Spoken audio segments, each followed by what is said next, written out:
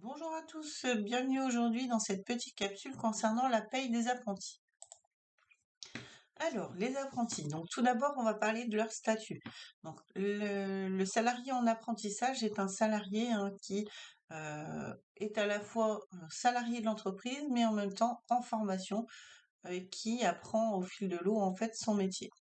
Donc l'apprenti va bénéficier des dispositions applicables à l'ensemble des salariés en termes de code de travail, de convention collective, d'accord d'entreprise, mais il est également tenu aux mêmes obligations que les autres salariés en matière de santé, sécurité au travail et évidemment de discipline. Ensuite, au niveau de la durée du travail, un apprenti est un salarié à temps plein, bien qu'il va passer une partie de son temps en formation.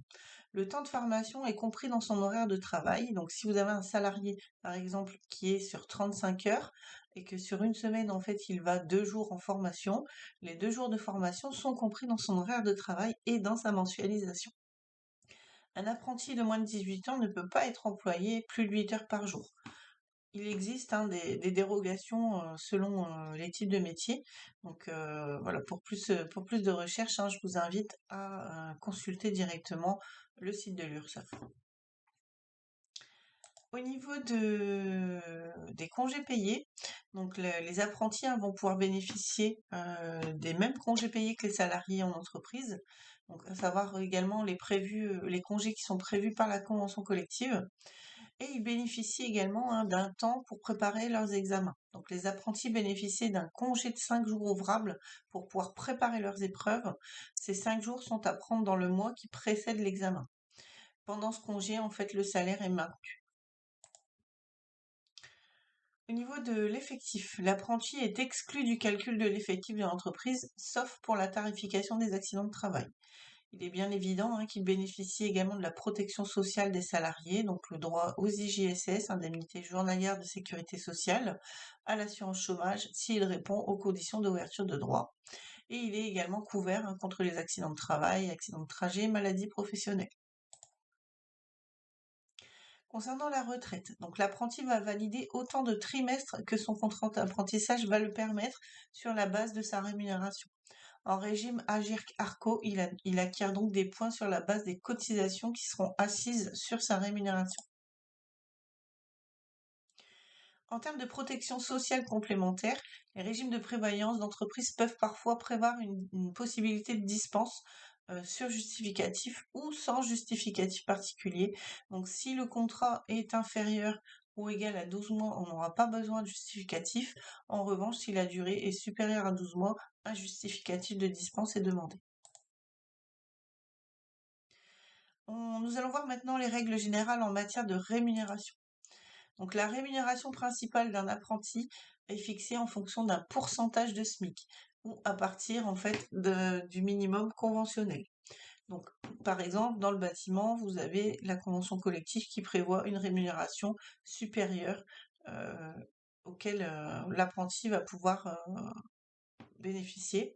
Donc là, on est vraiment sur le cadre général. Donc en fonction de la situation de l'apprenti, s'il est dans sa première année, deuxième année, troisième année, et en fonction également de son âge, on appliquera du coup un pourcentage de SMIC.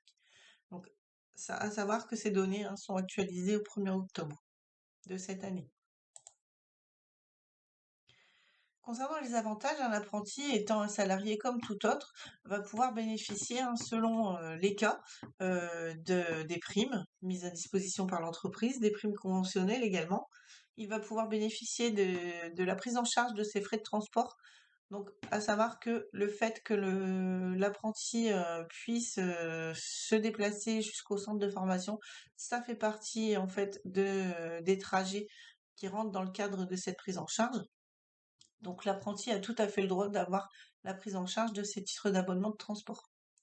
Il va aussi pouvoir bénéficier d'autres avantages, qu'il s'agisse d'épargne salariale, d'intéressement, de congés familiaux et de titres restaurants. En revanche, pour les titres restaurants, comme ce n'est pas une obligation de l'employeur de les mettre en place, il faudra vérifier qu'il répond bien aux conditions d'indemnisation, à savoir avoir un horaire de travail dans le cadre du coup de être présent dans l'entreprise et avoir un horaire de travail comprenant une plage horaire de repas. En revanche, si certains avantages sont alloués uniquement à une catégorie de salariés, pour que l'apprenti puisse en bénéficier, il faudra forcément qu'il puisse répondre aux conditions d'indemnisation.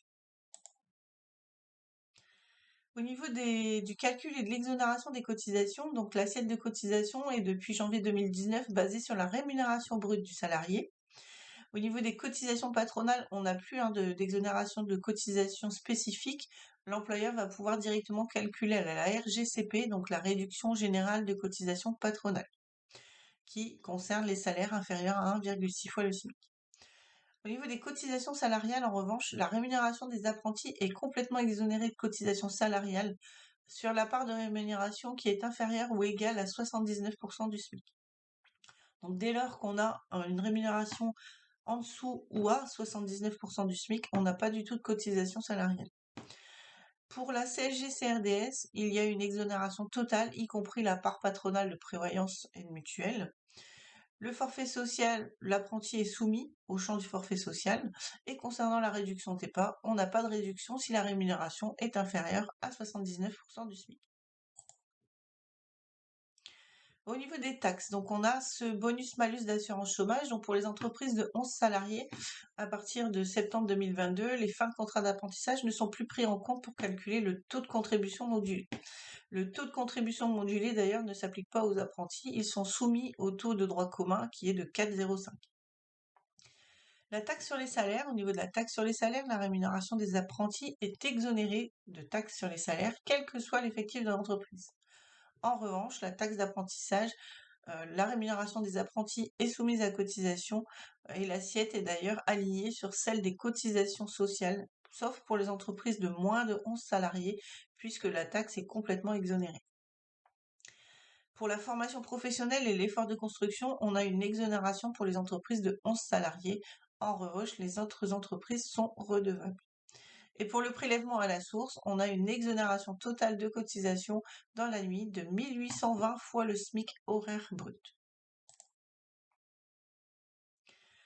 Concernant les aides exceptionnelles à l'embauche d'actualité, donc elles sont prolongées jusqu'au 31 décembre 2022 et cette aide prévoit un montant alloué à l'employeur de 5 000 € pour l'emploi et l'embauche d'un salarié de moins de 18 ans et 8 000 € si l'apprenti est majeur. Donc je vous ai mis un modèle de bulletin de paye, modèle de bulletin de paye d'un apprenti qui est rémunéré 1 700 € brut. Donc vous allez pouvoir du coup constater que par exemple sur les catégories santé, on n'a aucun taux en fait au niveau sécurité sociale, complémentaire santé. On n'a rien du tout au niveau des salariés. En revanche, l'apprenti est bien assujetti du coup puisqu'il dépasse les 79% du SMIC. 79% du SMIC correspondent à 1 300 € net. Du coup, comme le salarié dépasse cette limite, on va pouvoir constater qu'il cotise notamment pour la partie retraite sur la sécurité sociale plafonnée, déplafonnée et la tranche 1. En revanche, il est toujours exonéré de CSG-CRDS. Je vous remercie.